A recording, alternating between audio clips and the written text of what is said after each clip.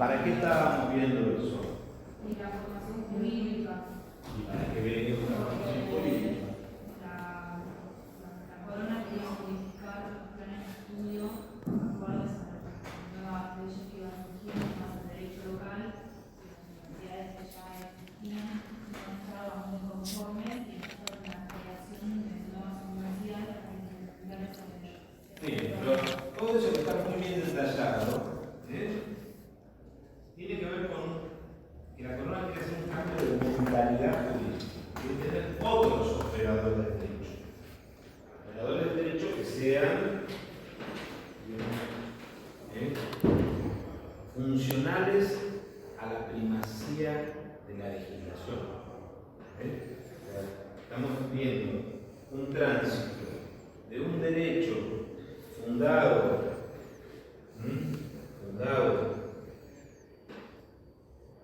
en la doctrina a un derecho centrado en la legislación. De hecho, una cosa que nos vamos a encontrar, eso ya se había anticipado, es que hay un nuevo perfil de la ley, una ley más meticulosa, más detallada, más parecida a nuestra ley. Tal vez hoy a nosotros nos resulte en apariencia ajena esta ley, porque no hay una teoría legal formalizada. No hay un Kelsen del absolutismo o un Montesquieu del absolutismo en el sentido legal. Entonces, cuando no hay autores que consagren, formalicen, sinteticen determinada idea, nos resulta difícil. Ahora, por ejemplo, viendo la masa de la producción normativa del siglo XVIII, lo que nos encontramos es que hay una teoría legal implícita, no estructurada, pero sí implícita. Por ejemplo, esa teoría legal, o sea, una teoría sobre la ley, esa teoría sobre la ley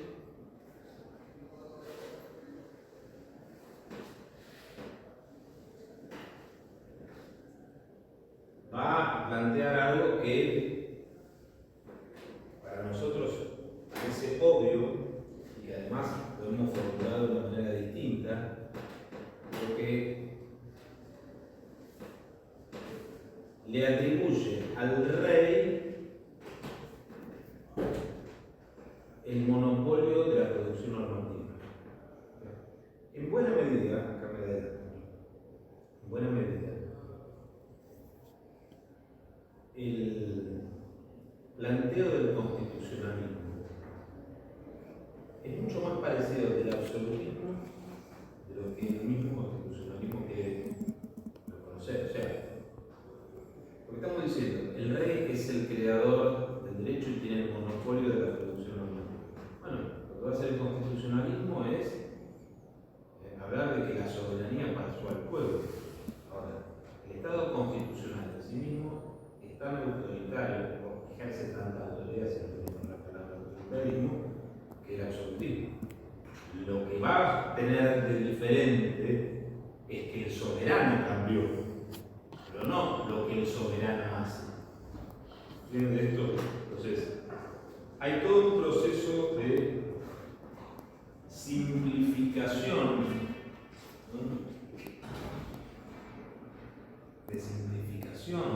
del llamado normativo, que, insisto, se apoya en ciertas concepciones que hacen, que se asientan en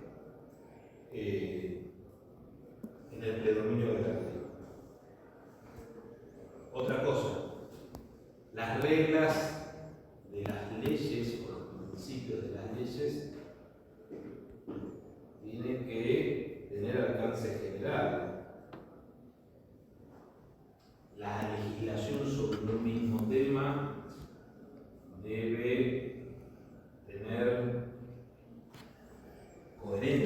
Es obvio, eso es obvio hoy, no lo era en el siglo XVI. ¿Quién lo plantea? El absolutismo. ¿Se entiende esto? O sea, el absolutismo lo que hace es avanzar en la instalación de un nuevo diseño legal. Además, cuando nosotros vamos a ir avanzando en el derecho del siglo XIX, algo que vamos a decir ahora, vamos a encontrar que el derecho del absolutismo es muy parecido. Anticipa muchas cosas. La única gran diferencia que hay entre el derecho del absolutismo, desde el punto de vista conceptual, con el derecho del siglo XIX, es su dimensión filosófica. Su dimensión filosófico-política. El derecho del siglo XIX, ya lo vamos a ver, es esencialmente liberal. Ahora incluso, además de que el derecho del siglo XVIII tiene una analogía con lo planteado desde el siglo XIX, que es el neoliberalismo, no nos olvidemos de que así como el siglo XVIII es el siglo de la administración, es también el siglo del surgimiento del derecho administrativo. Y esto nos lleva a algo que también en general nos tiene que hacer ruido. Nosotros tenemos hoy un derecho constitucional que se intenta ver como heredero de las revoluciones burguesas del siglo XVIII, las revoluciones contra el absolutismo, que convive con un derecho administrativo de marcada impronta absolutista. ¿Nunca escucharon el derecho administrativo que les hablan del régimen jurídico exorbitante? O que les hablan del hecho del príncipe.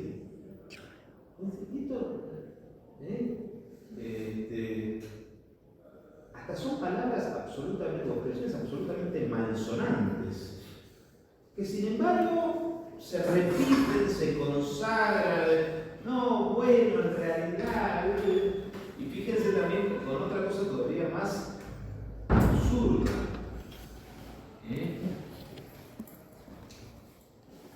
Hay una regla del derecho administrativo famosa, que conocen perfectamente,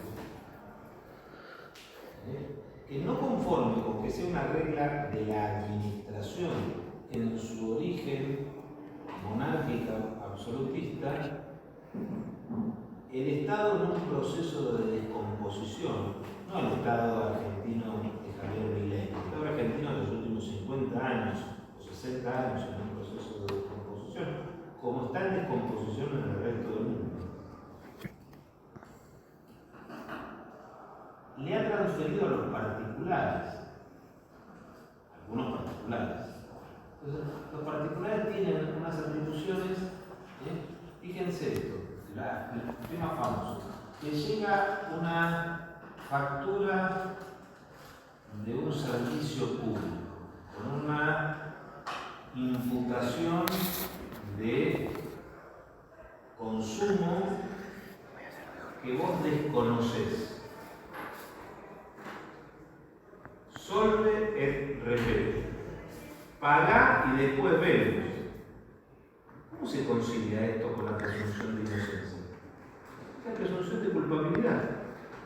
O sea, vos estás en un Estado constitucional y democrático de derecho con presunción de inocencia, donde para la administración o para aquel que sustituyó a la administración, que es un particular, vos tenés presunción de culpabilidad.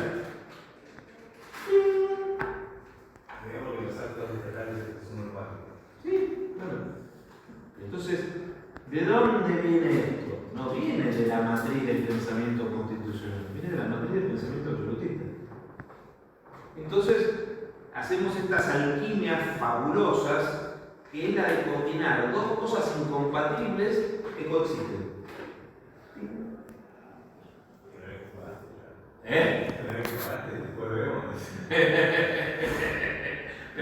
Pero digamos, que hay un montón de otras cosas, ¿entiendes? O sea, bueno, hoy funciona así, pero digamos, yo también les voy a decir algo más heterodoxo o de una heterodoxia diferente.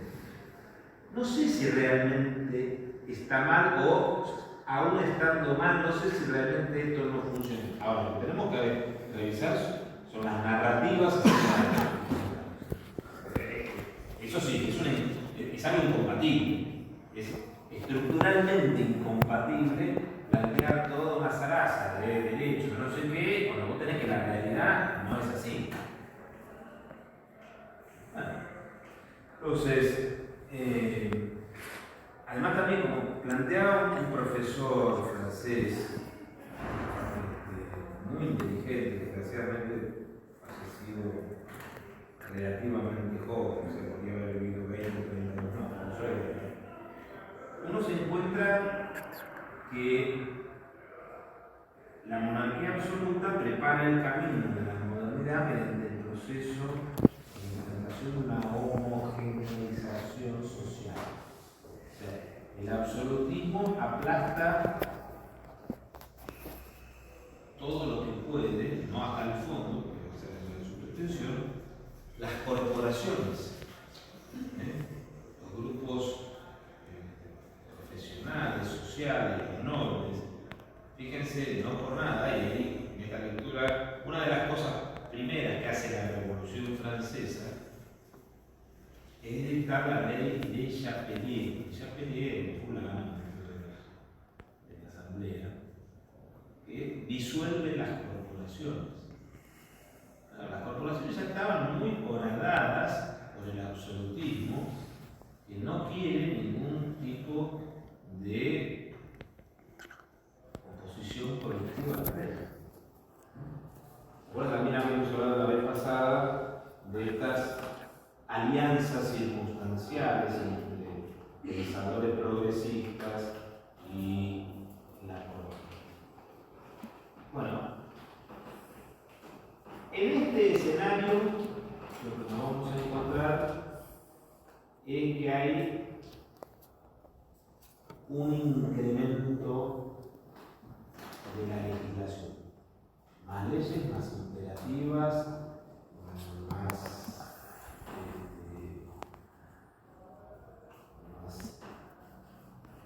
detalladas.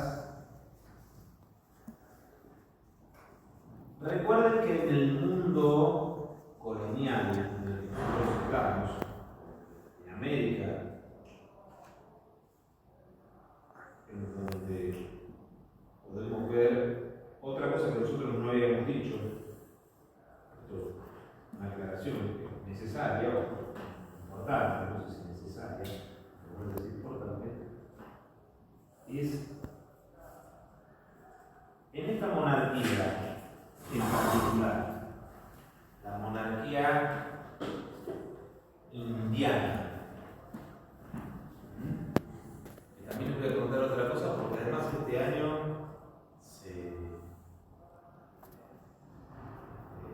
dio un fenómeno muy curioso que le da más visibilidad a lo que vamos a contar.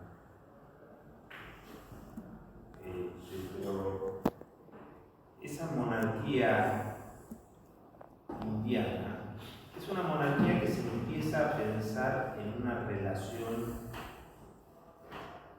colonial. Antes,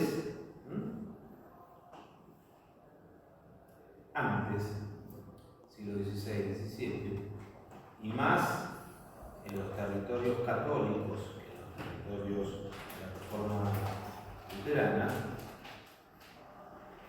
no existía la mirada racista y étnica endémicamente discriminatorio. Fíjense un ejemplo muy claro. ¿Alguna vez oyeron hablar de la historia de Otelo? Bueno, hay una de las obras de teatro de Shakespeare es Otelo. Otelo es un personaje enfermizamente celoso, hoy diríamos, es un femicida en potencia, después en acto. Otelo es negro. Y es un personaje que negocia en Venecia porque no está asimilada la etnia, y sobre todo la etnia africana, las etnias africanas, con una condición de sojuzgamiento. Eso se consolida en el siglo XVIII. Entonces, fíjense, miren, una cosa, cuidado con lo que quiero decir, que es escandaloso. Es absolutamente escandaloso. Ayer salió la noticia de que James Watson falleció, fue premio Nobel. Sí. Realmente el tipo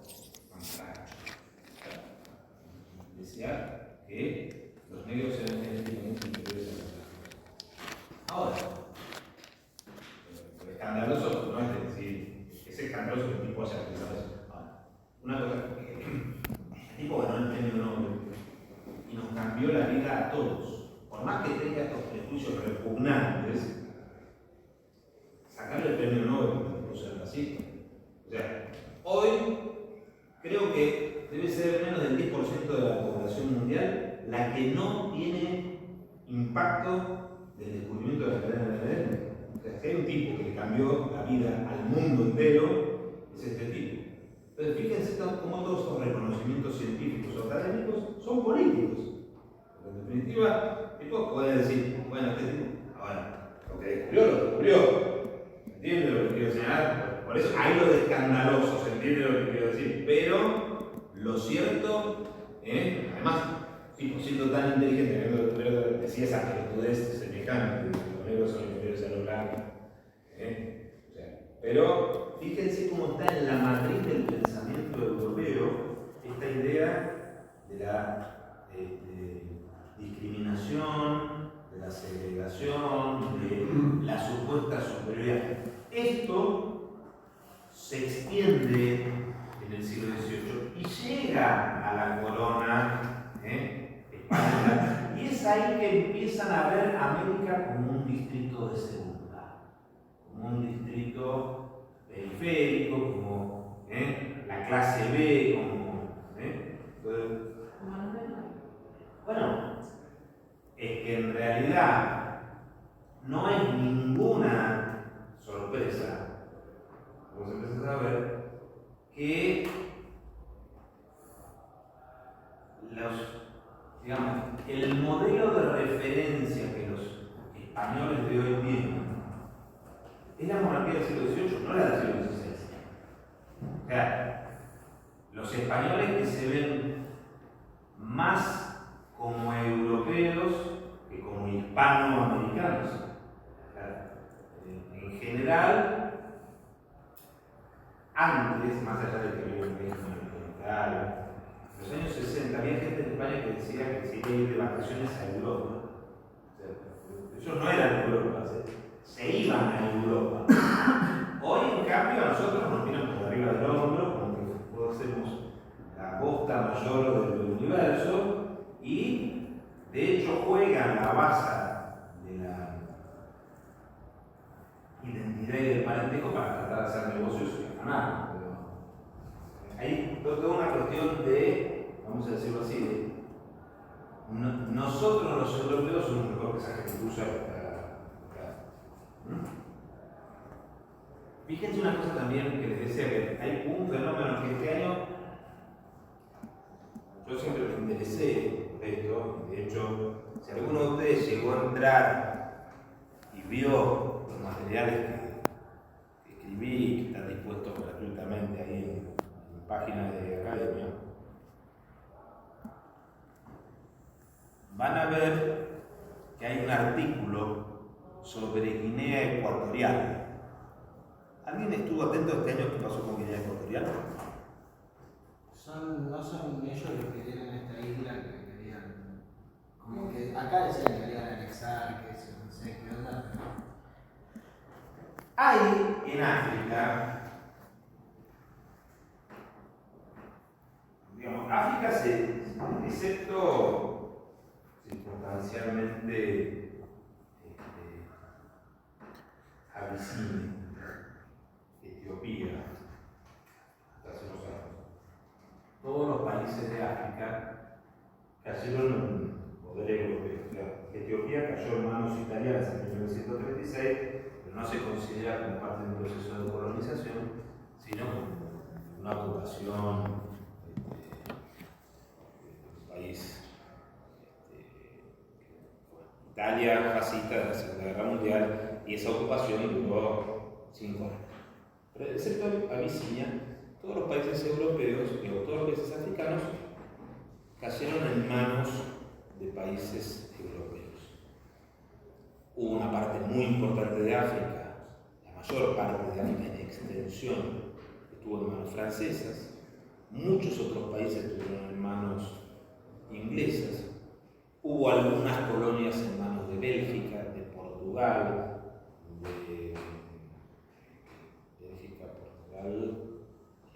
y Alemania.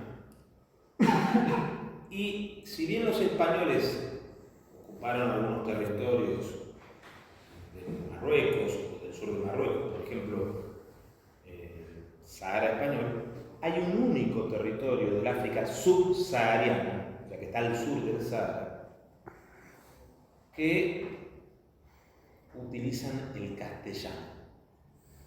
Vieron que África, el territorio africano, podríamos decir, parece que tiene un contorno hacia el occidente que hace como una vuelta, una pancita, y llega a un golfo, y ahí sigue el territorio africano hasta Sudáfrica.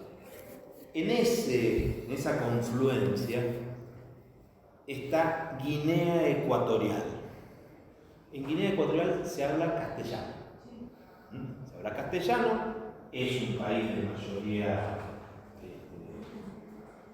negra, o sea, quienes hablan castellano son negros, no son descendientes de los colonizadores, y ese territorio de Guinea Ecuatorial en realidad tiene una separación muy importante. Hay un territorio continental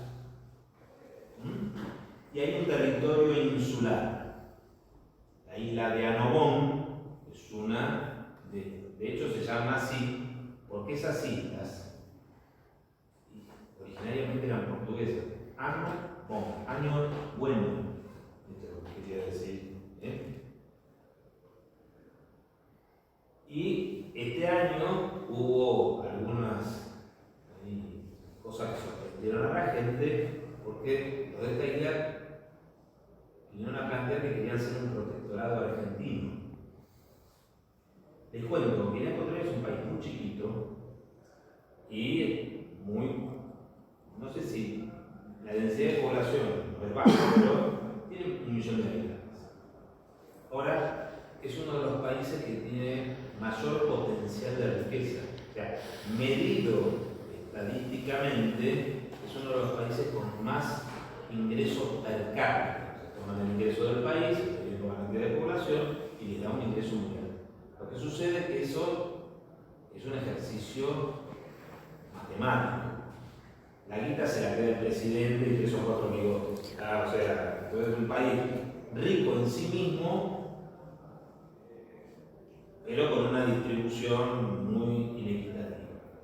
Esa riqueza viene de los últimos 30 años en la que se descubrió petróleo en el Golfo de Guinea. Entonces, Guinea Ecuatorial es un país que está en la OPEP. Produce petróleo, produce menos petróleo que Argentina. Pasa que en vez de vivir 50 millones de personas, millón. Pero ¿por qué toda esta cosa así loca de decir que estos tipos quieren ser argentinos? Es que ese territorio se ocupó desde la Argentina hace 250 años. Esto tiene que ver con la mirada estratégica que tenía la corona. O sea, frente a esa visión de gente de la corona española, desorientados, atrasados, los gobernantes de la corona española del final del siglo XVIII eran unos aviones. O sea, durante la época de Carlos III, y en parte como resultado de los conflictos mundiales,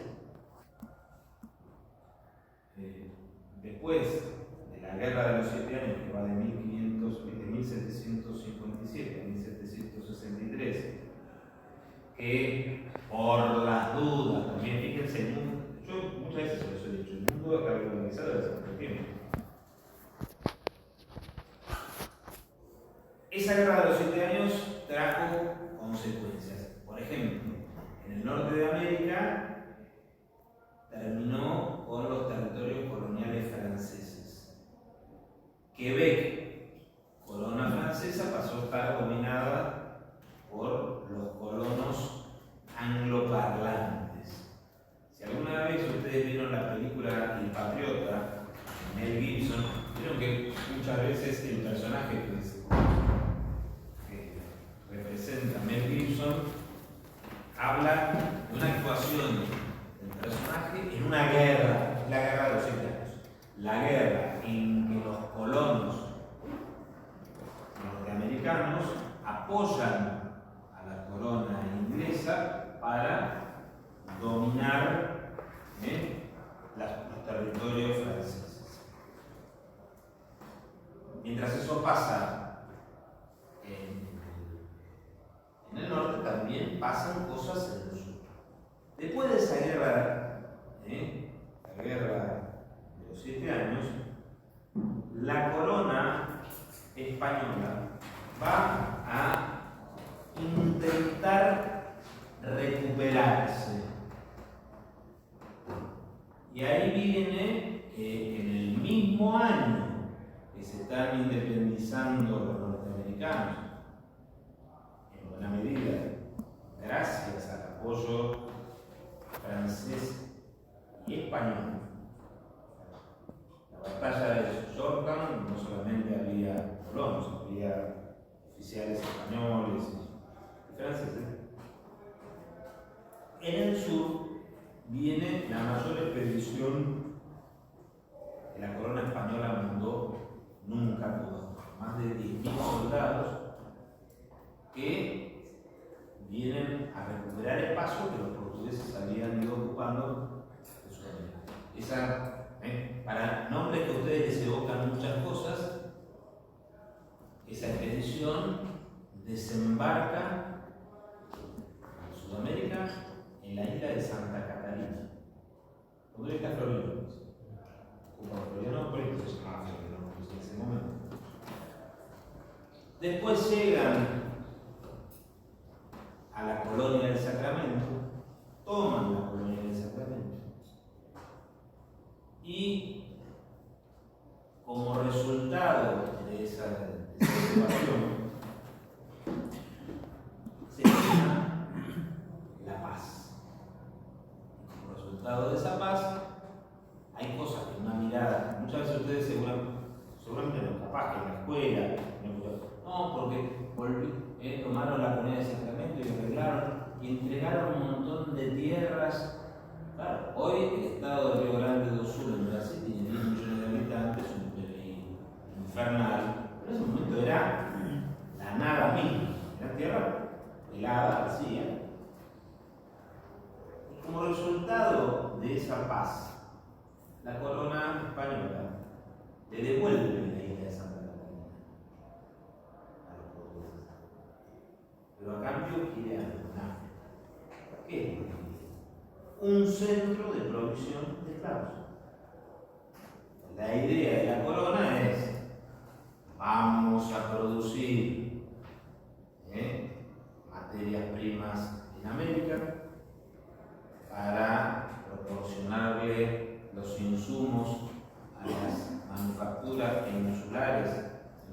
Vasco y en Cataluña, que a su vez van a proporcionar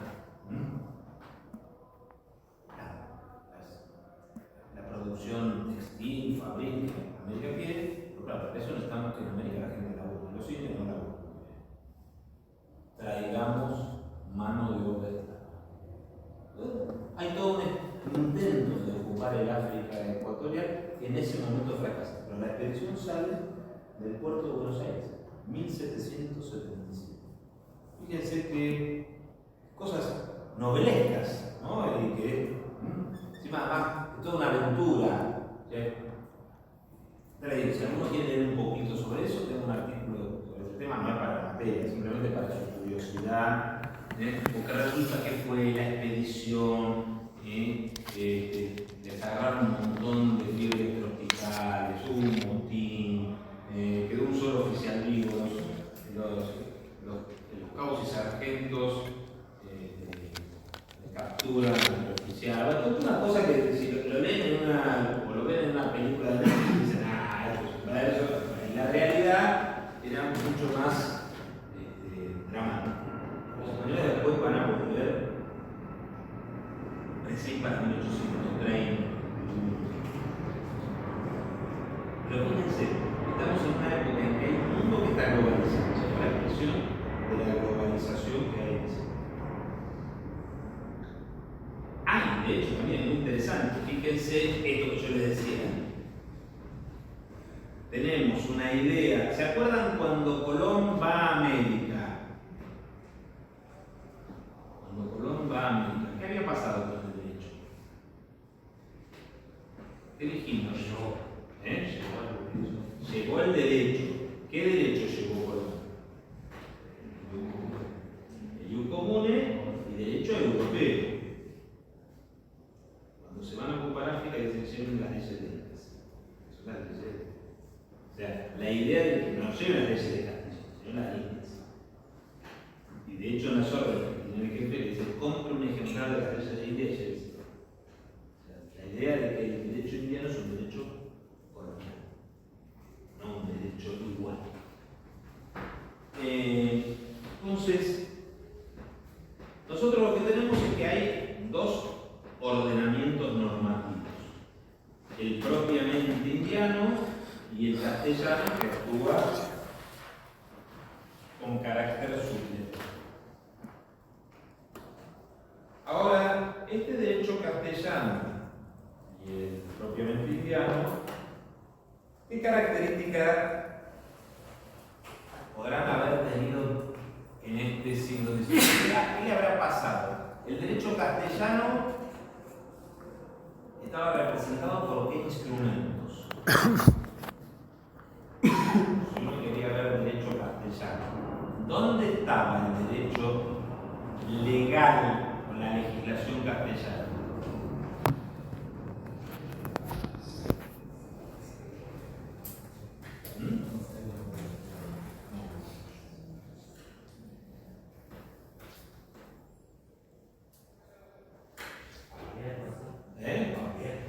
Las 7 partidas eran muy importantes. Tenían ese orden de prelación que venía del ordenamiento de Alcalá. Bien. Pero además de las 7 partidas, que son importantes y se aplican, ¿qué otra cosa? Estamos hablando de cerca del descubrimiento. O sea, estamos en el siglo XVIII. Empieza el siglo XVIII y hay unos instrumentos normativos que son centrales en el funcionamiento legal. Y lo que vimos hace 3 o 4 clases.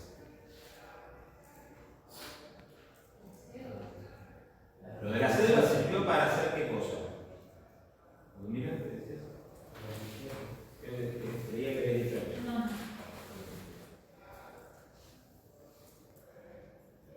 Cuando la gente quería saber si había alguna norma que estaba en vigencia, ¿qué auxiliar tenía para tratar de echar un vistazo? No. La audiencia te podía ayudar, pero no era este instrumento del que estoy hablando.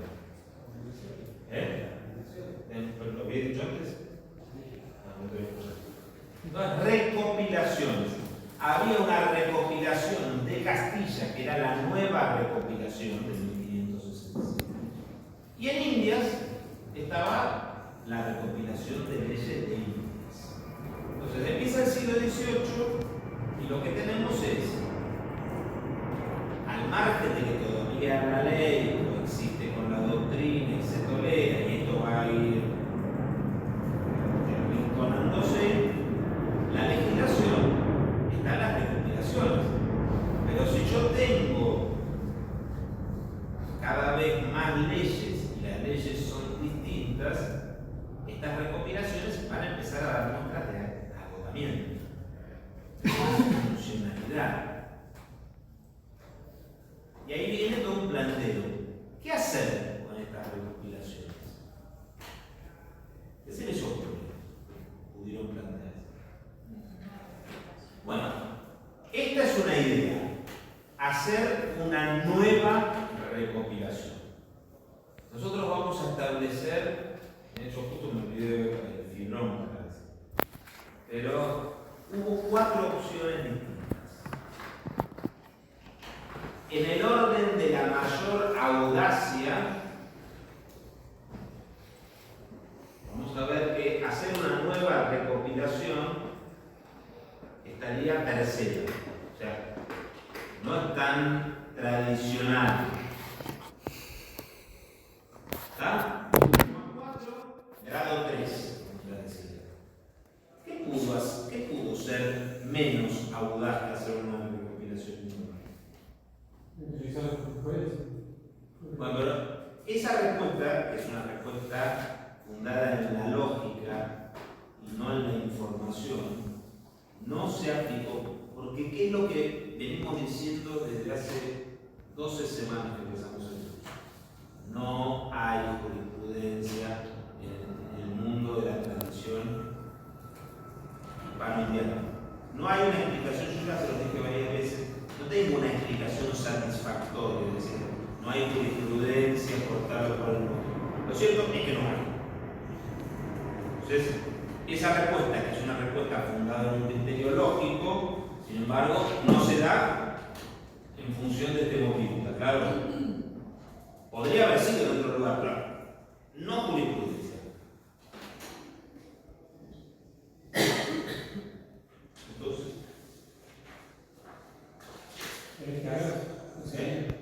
¿qué? ¿Qué hacer con esas recopilaciones? ¿Qué hacer con esas recopilaciones? No. ¿Qué hacer para tener un instrumento que sea funcional? Pero exacto. ¿Eh? Exacto. ¿Cómo se adapta a los Yo humanos? creo que utilizando recopilaciones.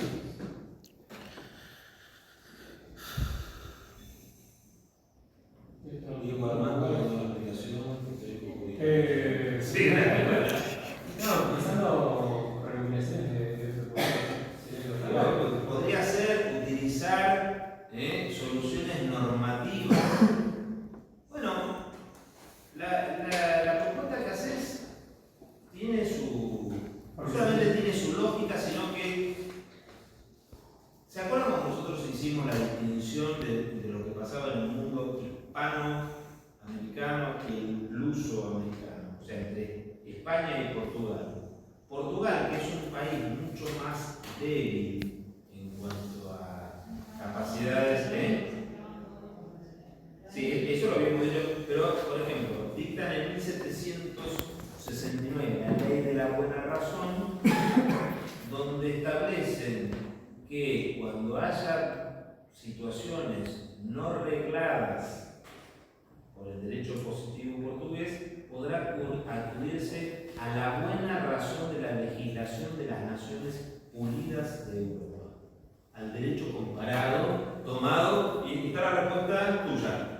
¿Verdad? O sea, pero esa respuesta que es lógica y que además sabemos que en otra experiencia colonial se dio, no se trabajó en el mundo hispanoamericano. Ahí sí puedo ensayar una respuesta. La respuesta es que la corona castellana y su ambiente intelectual tenían la capacidad para gestionar soluciones. No necesitaban este tipo de solución llave en mano en el extranjero porque no tenían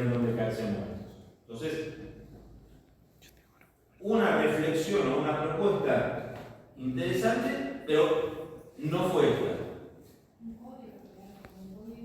Bueno, esa solución sería la cuarta, la más aguda de todas, donde vamos a ver en la palabra código, esto lo planteamos ahora, pero no lo desarrollamos. La palabra código evoca un tipo de organización normativa que es completamente disruptivo.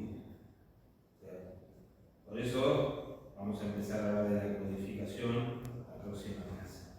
Entonces, opción 4, la más revolucionaria, hacer códigos. Una menos revolucionaria es hacer una recopilación distinta. ¿Y qué podrá haber sido más tradicional? Dejar todo como está. Dejar todo como está.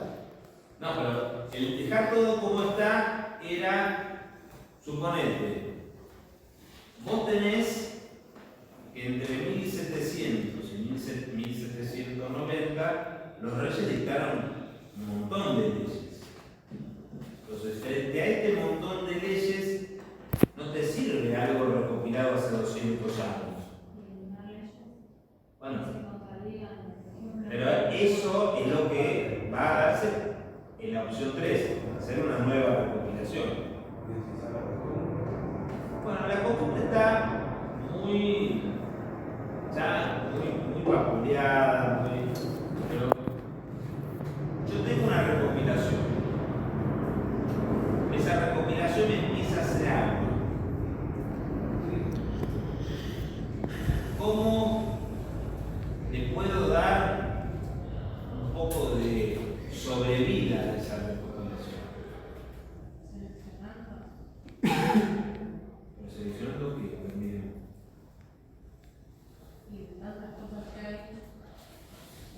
Bueno, pero eso sería en definitiva hacer otra recopilación.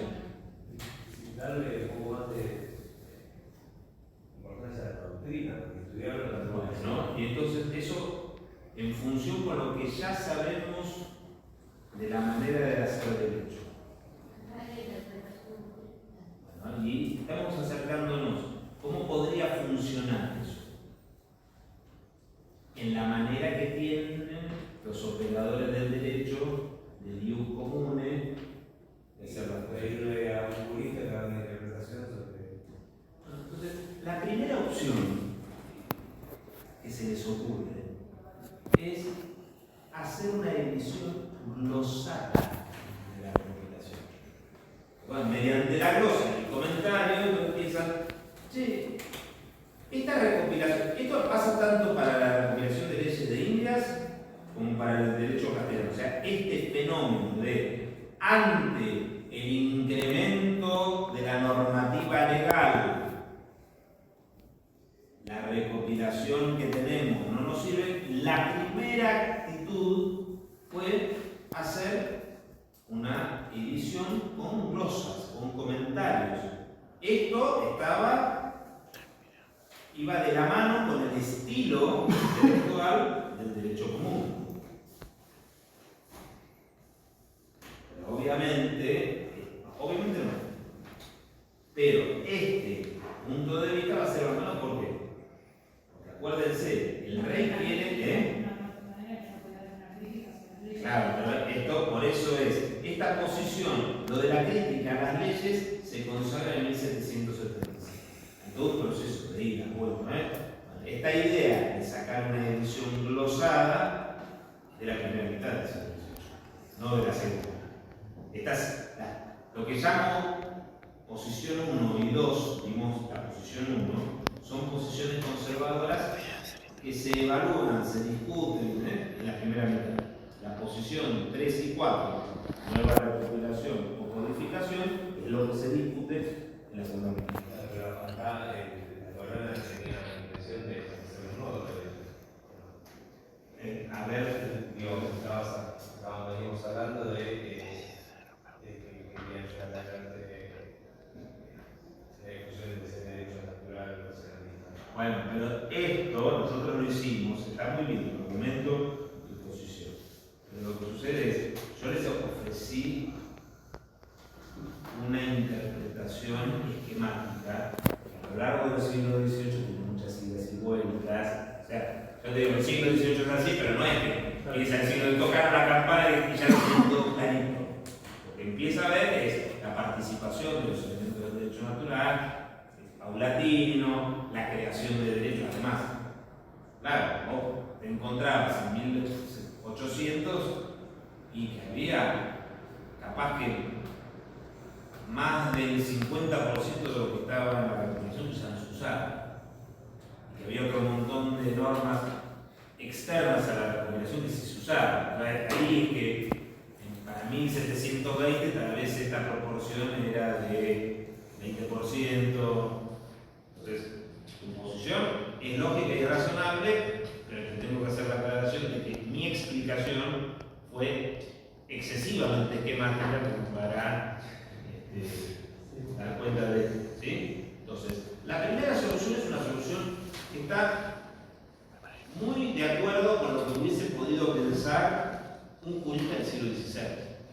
Tengo un montón de leyes, ¿qué hago? Y les pongo, es como que yo soy la corona y junto los dos elementos, la doctrina y la legislación, en una sola mediante el papel articulador de un jurista. Bueno, ¿y cuál habrá sido la posición 2?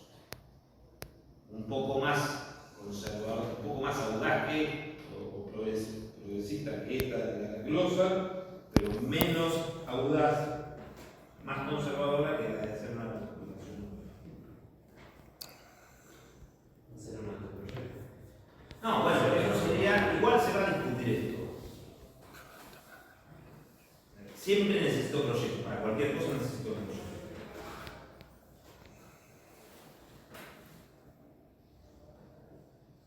¿Qué les parece?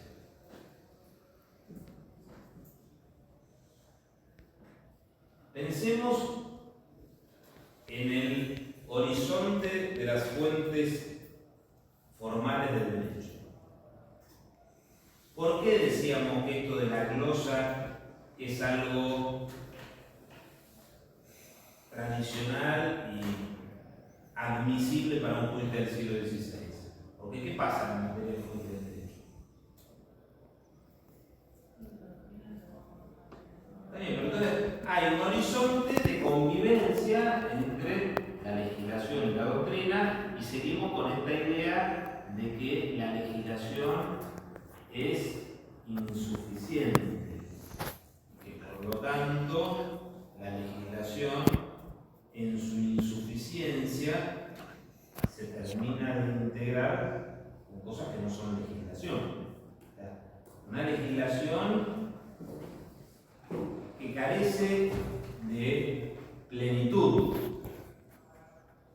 Entonces, ¿qué será? Más allá que un camino en el cual la legislación es lo único, pero no es una nueva recopilación. Entonces, ¿qué será?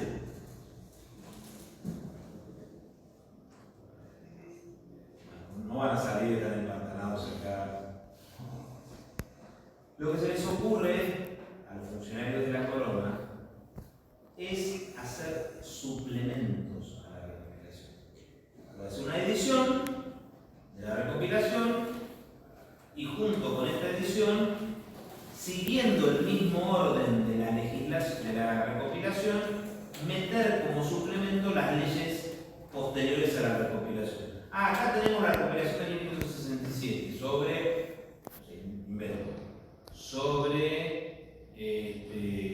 los cabildos.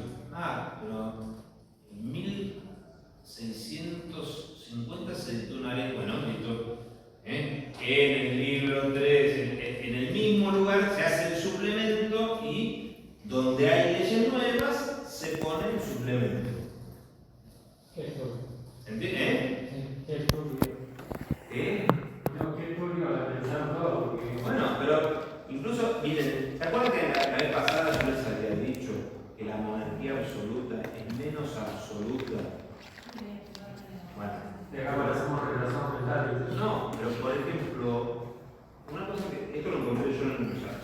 uno que estaba haciendo un trabajo. Veo la discusión, estaba discutiendo esto, vamos a hacer una edición con suplementos y los funcionarios de la corona hablando de cómo iba a ser ese suplemento. Entonces se termina decidiendo que esos suplementos iban a salir en tomos separados. ¿Y por qué dice? No, si hay alguien que tiene los tomos viejos, hagamos el suplemento en tomos separados. Así no se tiene que comprar otra vez lo que se tiene. Cosa que nuestro Estado social democrático de derecho se caga olímpicamente. O sea, te dicen, hay que cambiar la caja registradora, no sé qué, que te acabas de comprar hace 8 meses, la tenés que tirar a la basura, porque a un burócrata se le ocurrió, que es una cosa, los tipos de la corona absolutista, pensando en el público que tenía que gastar plata. No, te sorprende, o sea, te sorprende porque te encontrás que hoy hay mucha narrativa sobre lo que el Estado hace. No estoy hablando contigo del Estado, no pensemos en el resucitado Alberto Fernández que ahora ha salido a dar una explicación patético, bajo todo punto de vista, discúlpenme, no, decime cositas lindas era para otra cosa. ¿Qué te dice? ¿Verdad? Da para todo. Profesor en esta universidad, en la facultad. Sí, bueno, sí, no, frente a este muñeco. Pero, cuando vos decís esto, te encontrás, che, qué absolutismo que era este, que estaban pensando que no gastes plata comprándote los. Entonces, la opción de hacer ediciones glosadas o de hacer ediciones con suplementos son las opciones que se discuten y están ahí en la mesa de los ministros, primera mitad del siglo XVIII. Con un proceso de mayor incorporación de ideas del derecho racionalista, las ideas que en cambio se discuten, los proyectos que se discuten son el 3 y el 4, hacer una recopilación nueva o hacer un código.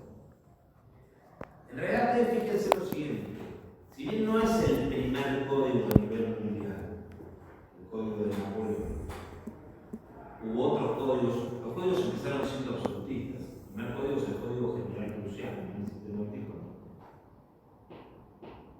El código de Napoleón es de 1804 y en España produce la novísima recopilación en 1805. O sea, la idea de hacer una recopilación es una idea que se discute y que tiene cierta legitimidad. Ahora, yo sobre este tema, que creo saber algo, hay mucha gente que escribe sin leer las cosas. Entonces, no, era anticuado. No, era bastante funcional la novísima recopilación. Claro, lo que sucede es que a veces hay soluciones que se las lleva puesta a la realidad, pero además también la novísima recopilación es un producto normativo de una experiencia absolutista que colapsa, entonces no tiene, pero frente con todos los riesgos inherentes a esto de qué hubiese pasado si la monarquía no hubiese colapsado en 1808, 1809, no sé si hubiese sido tan exitosa la codificación en el ámbito panamericano. O sea, estamos otra vez frente a ese fenómeno del que hablábamos, el diario del Louvre. Tengo el diario del Louvre, tengo el resultado, pero por ejemplo, ustedes ven la prensa periódica en 1805, 1806, y no había, ay, qué escandaloso, hicieron el código de Francia el año pasado. No, es. Ahora, ¿se acuerdan en qué consistía hacer una recopilación? ¿Qué dije? Sí, bueno, ¿cuáles eran esas acciones propias de un fenómeno recopilador? Recolectar todo el material legislativo, Recolectar, seleccionar, seguimiento de igualdad, eventualmente modificar y ordenar. Bueno, las recopilaciones que se hacen, yo las llamo recopilaciones de segundo grado. O sea, tenemos recopilación de primer grado, no hay nada recopilado, recopilo. Entonces, reúno, selecciono, eventualmente altero y ordeno materiales normativos que mantienen su identidad. En una recopilación de segundo grado, en cambio, ya no hay una única masa de materiales. Hay una masa de materiales nuevo. Si yo en 1805 hago una recopilación nueva sobre la recopilación de 1567, la que está vigente, y tengo leyes de 1568 a 1805.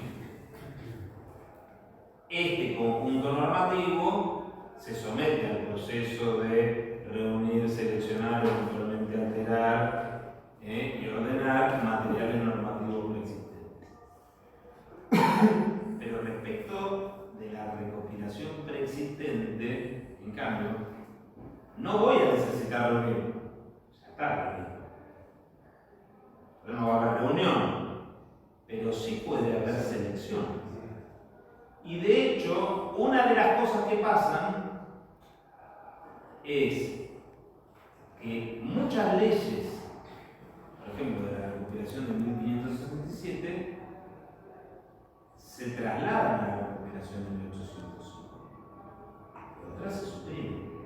Más o menos, la mitad de las leyes se suprimen. Entonces, vos empezás a ver que esa supresión no es aleatoria e inocente. Yo siempre cuento el mismo ejemplo. Está por ahí en el texto. La recopilación de 1567 tenía, esto lo digo en inglés, tenía 27 leyes sobre las cortes. Ahora, esas asambleas donde se discutían. De esas 27 leyes quedan 26. Unas solas. Y es la que se suprime. La que dice que para cobrar un impuesto hay que convocar a las. O sea, ustedes sabían muy bien el tipo que suprimió esa ley, no es que se le escapó la tortura. No puedo suprimir lo de las cortes, porque hay una tradición muy fuerte. Voy a suprimir lo que le quita poder al rey. Lo que nosotros tenemos es, en la masa de legislación preexistente, hay un proceso de supresión. Y la otra cosa que pasa es que lo que queda puede someterse a la reasignación del destino. O sea, hubo leyes que quedaron, pero que cambiaron de lugar. Por ejemplo, las universidades. Las leyes sobre universidades quedaron. Ahora, en la recopilación de 1567 estaban en el libro de la Iglesia. En la recopilación de 1805 estaban en un libro que, entre otras cosas, se hablaba de las universidades ligadas a la Iglesia. La ley quedó, pero se traslada a un lugar donde tiene una función distinta, un lugar distinto. Pero todo eso es parte de un proceso consciente y deliberado. Esto que se lo estoy diciendo a mí me costó muchos años verlo y entender, porque cuando nosotros veíamos, no, había explicaciones así, bueno, la recopilación, la novísima tiene lo mismo que la de 1567. Y si tiene lo mismo, ¿para qué es un trabajo tan grande? Nadie es un trabajo grande para dejar lo mismo. O sea, estamos haciéndonos una pregunta errónea. O sea, ustedes piensen, mover las cosas de lugar, ponerse a que haya. Bueno, puede ser que caigamos en un gatoparrismo jurídico, que todo cambie para que no. Eso pasa muchas veces. El cambio de nombre, la democratización, no sé, siguen siendo el mismo grupo de hijos de puta de siempre, y lo presentás con. Bueno, eso forma parte de una actitud, a veces tratar de salir a farolear cuando lo tenés, pero cuando también haces cosas, no sé, por ejemplo, imagínense, nos puede gustar más o nos puede gustar menos, acá no estamos haciendo un juicio de valor sobre la identificación, pero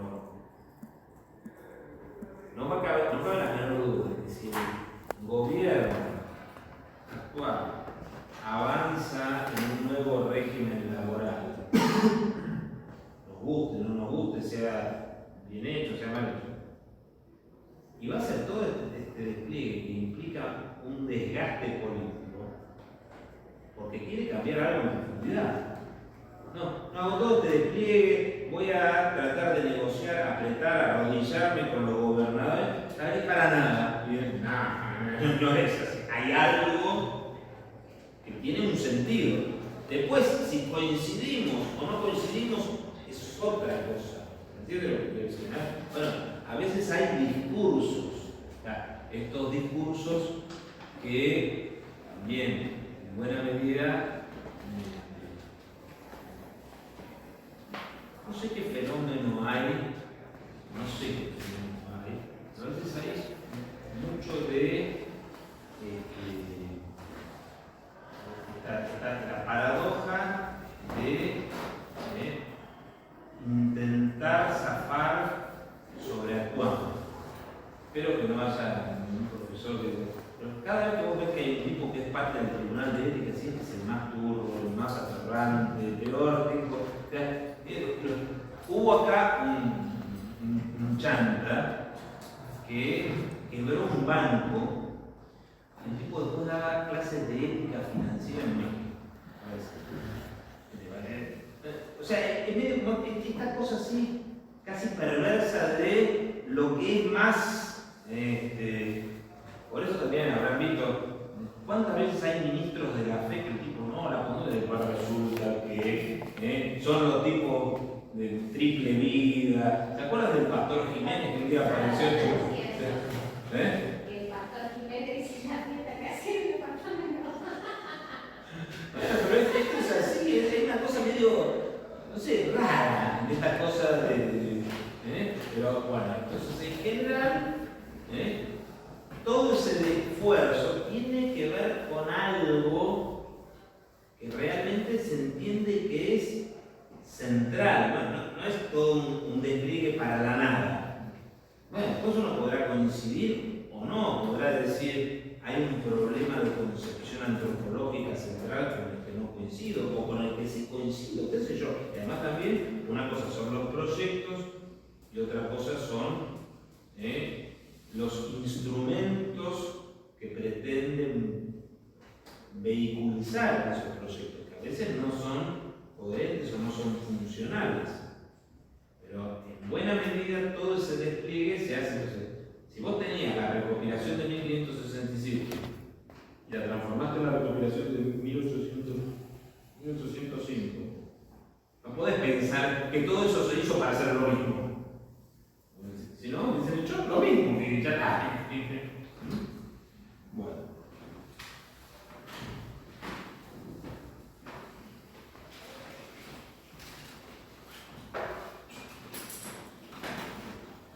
Bruno,